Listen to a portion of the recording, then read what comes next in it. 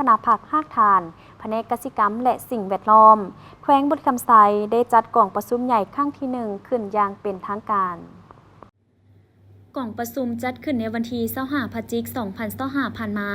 ภายใต้การเป็นประธานของสหายโพคัมจันทสุขเลขาคณะผักหากทานหัวหน้าแผนกกสิกรรมและสิ่งแวดล้อมแขวงบุรีคำไซเข้าร่วมของสหายเพชรตาใหม่ไสยาธิจักรหัวหน้าคณะจัดตั้งแขวงบุรีคำไซ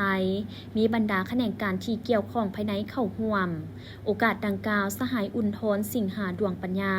ได้ผ่านห่างบทรายงานการเมืองทั้งสองภาคซึ่งสามารถยกให้เห็นจุดดีจุดอ่อนข้อคงค้างที่จะต้องได้ปรับปรุงแก้ไขในต่อหน้า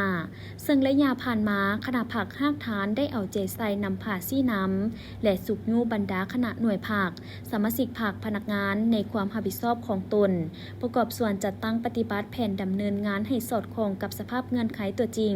เล็งใส่6เป้าหมาย21เวียกจุดสุ่มเพื่อเฮ็ดให้เวียกงานกสิกรรมและสิ่งแวดล้อมได้รับการจัดตั้งปฏิบัติสำเร็จตามระดับคาดหมายที่กำหนดไว้สุมใส่พัฒนากสิกรรมเขตทงเพียงปลูกข้าวพืชพักไม้ไห่มากยางพารามันต้นสาลีเลี้ยงสัตว์เลี้ยงป่าเขตผู้ดอยปกปักรักษาทรัพยากรธรรมชาติป่าไม้แหล่งน้ำและสิ่งแวดล้อม5 ปีผ่านมาแขนงกสิกรรมขยายตัวเฉลี่ย 5.2 ส่วนห้อยกวมเอา35ส่วนห้อยของ GDP ทั่วแขวงแผน 2.6 ส่วนห้อยกวมเอา26ส่วนห้อย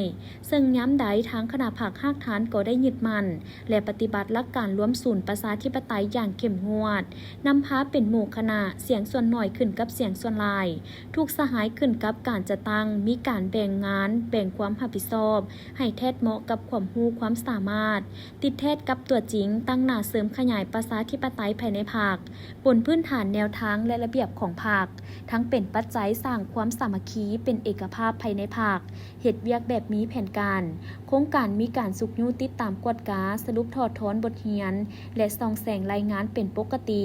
ในระยะเพื่อส่งเสริมด้านดีหาวิธีแก้ไขข้อคงค้างให้ทันกับเวลาเอาใจใส่ปรับปรุงการจัดตั้งแต่ละขั้นให้มีความนักแน่นทางด้านการเมืองมีแบบแผนวิธีเฮ็ดเวียกวิธีนำพาและขยายสมาชิกพรรคหาประกันด้านจำนวนและคุณภาพกล่องประชุมยังได้ปอนบัตรคัดเลือกเอาคณะผักสุดใหม่และกล่องประชุมได้เป็นเอกสารเลือกเอาสหายโพคัมจันทสุขเป็นเลขาคณะผักหากทานสหายอุทธรสิงหาดวงปัญญาเป็นรองเลขาสหายดาลพรพลสวัสดีเป็นประธานกวดกาสหายบุญเพ็งจันทวงศ์สุขเป็นรองประธานกวดกา